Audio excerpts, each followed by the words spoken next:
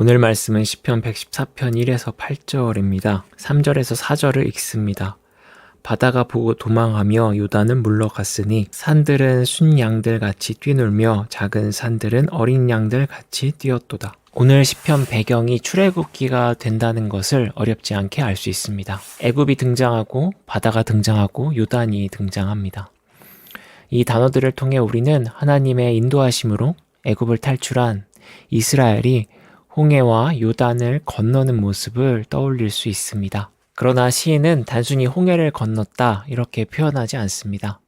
시인은 바다가 애굽에서 나오는 이스라엘을 보고 도망갔다고 말합니다. 무서운 존재를 보고 겁내며 도망가는 힘없는 존재처럼 바다를 의인화시켜 묘사합니다. 이 문학이라는 장르가 지금처럼 보편적이지 않았던 이 고대 시대라는 것을 염두할 때 시인의 표현이 참 기발하다고 할 수 있습니다. 그런데 사실은 이 표현은 시편 고유의 표현은 아닙니다. 바다가 도망갔다는 표현은 당시 이스라엘 주변의 문학, 즉 고대 가나안 신화인 바알 신화에 등장하는 표현입니다. 우리가 구약의 예언서나 왕들의 이야기가 적혀있는 성경을 보면 이 바알 신이 자주 등장합니다. 이스라엘이 종종 이 바알 신을 섬기는 악을 범해 하나님의 진노를 샀습니다. 바알 신은 당시 이스라엘이 거주했던 가나안 지역의 최고 신입니다. 폭풍의 신이라고도 불리고 농경의 신으로도 불립니다. 가나안 지역 거주민은 이 신을 믿었습니다. 한편 바알은 가나안의 최고 신이기 때문에 그에 얽힌 이야기, 즉 신화가 존재합니다. 고대 우가릿 문서에 그에 관한 서사가 시로 적혀 있습니다. 참고로 우가릿은 고대에 존재했던 가나안 주변 지역을 말합니다. 아무튼 이 우가릿 문서를 보면 바알은 바다의 신 얌을 물리치고 왕이 됩니다.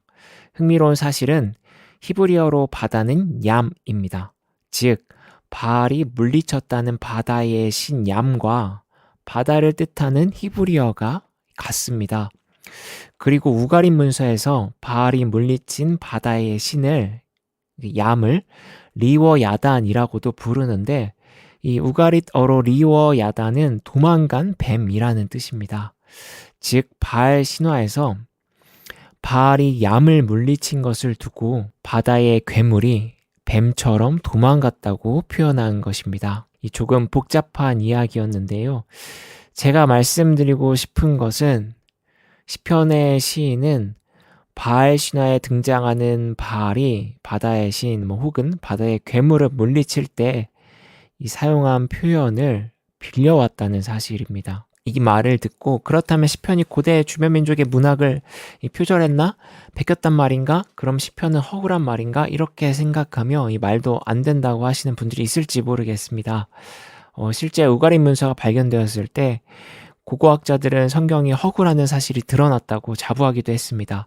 하지만 이렇게 생각하는 것은 너무나 일차원적이고 단순한 생각입니다. 시인이 다른 민족의 신화에 등장하는 표현을 차용하여 하나님을 찬양한 것에는 다 이유가 있습니다. 시편의 시인이 말하고 싶었던 것은 바다를 도망가게 한 것, 그러니까 고대인들이 두려워하는 존재를 도망가게 한 것은 바알이 아니라 하나님이었음을 말하고 싶었던 것입니다. 우가릿 신화에서 바알은 직접 바다의 신과 싸워 도망가게 했는데 시편의 하나님은 그가 다스리고 인도하는 나라를 통해 싸우지 않고 도망가게 했다고 표현합니다. 그렇다면 누가 더 위대한 존재입니까? 직접 전장에 뛰어들어 전투를 통해 승리를 쟁취한 신이 위대한 존재일까요? 아니면 그가 인도하는 백성들에게 피해 하나 입히지 않고 이 오합지졸인 이스라엘 백성을 보고 두려워 적을 물러가게 하는 신이 위대한 존재일까요? 이처럼 시인은 바알의 서사와 하나님이 펼치는 역사에는 분명한 차이가 존재함을 바알 신화에 있는 표현을 차용하여 밝힙니다.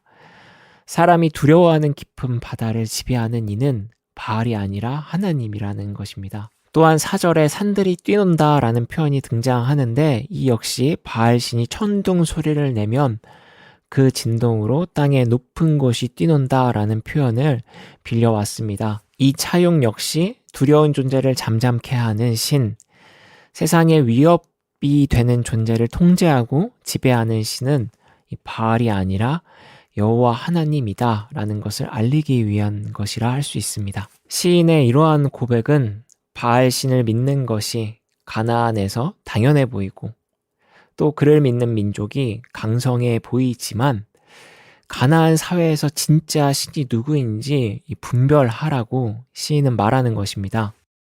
우리가 믿고 의지하는 분은 바다를 물리치고 뱀처럼 도망가게 했다고 전해지는 바알보다 훨씬 위대한 권능으로 세상을 창조하고 통제하는 하나님이라는 사실을 기억하라는 것이죠. 결국 오늘 시편은 단순히 출애굽을 회상하는 것을 넘어 세상의 거대한 흐름에 대한 저항을 알리며 어떤 신이 위대하고 진짜인지 믿음을 잃지 말라는 강한 당부입니다. 1절에서 시인은 어떻게 이스라엘이 가나안 바알보다 위대한 하나님을 경험할 수 있었는지 말합니다. 이스라엘이 크신 하나님을 경험한 것은 홍해 건너 존재했던 거대한 제국 애굽에서 나왔기 때문입니다. 제국이라 불리는 과시적인 국가에 의존하지 않고 그들에게서 과감히 나오기를 다짐하자 하나님은 이스라엘을 자신의 나라로 삼으시고 유다를 성소 곧 하나님의 보좌 삼아 통치하십니다. 이스라엘이 애국과 결별을 선언하자 이스라엘은 하나님 나라의 백성이 되어 하나님의 왕대심을 그들의 역사에서 체험하게 된 것입니다.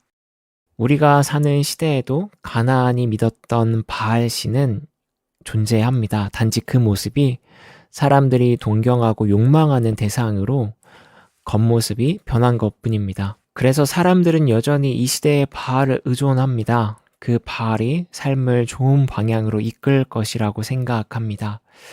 그 말이 어찌나 확고하고 달콤한지 우리의 신앙이 흔들리기도 합니다. 하지만 오늘 시인은 말합니다. 거짓된 신에게 저항하라고, 결별을 선언하라고.